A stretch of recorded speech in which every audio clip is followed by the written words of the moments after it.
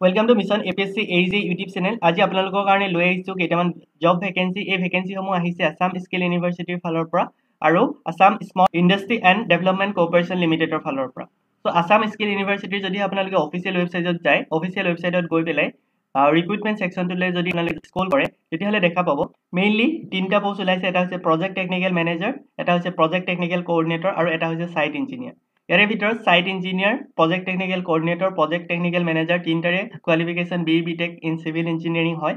বাট ইয়াতে এক্সপিৰিয়েঞ্চ পাৰ্চনক বিচৰা হৈছে।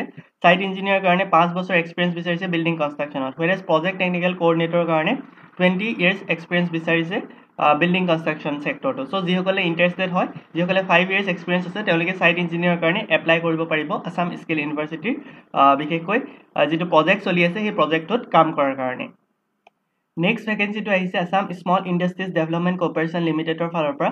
So Assam Small Industries Development and Corporation লিমিটেডে mainly 1 vacant post for assistant engineer and 1 vacant post for electrician. ইয়াৰে ভিতৰত যিটো এছিষ্টেণ্ট ইঞ্জিনিয়াৰ পোষ্ট হয় এই পোষ্টটো ইঞ্জিনিয়াৰিংসকলৰ কাৰণে হয়। সো যিসকল ইণ্টাৰেষ্টেড হয় তেওঁলোকে মেইনলি যিটো অফিচিয়েল ৱেবছাইট হয় Assam Small Industries Development Corporation Limited, তাতে গৈ ভিজিট কৰিব। তাতে গোটেই ডিটেইল এডভাৰটাইজমেণ্টৰ details, qualification, mode of application গোটেইখিনি পাই যাব। এতিয়ালৈকে তেওঁলোকে অফিচিয়েল ৱেবছাইটত কোনো ধৰণৰ ৰিক্ৰুটমেণ্ট নটিচ আপলোড দিয়া নাই।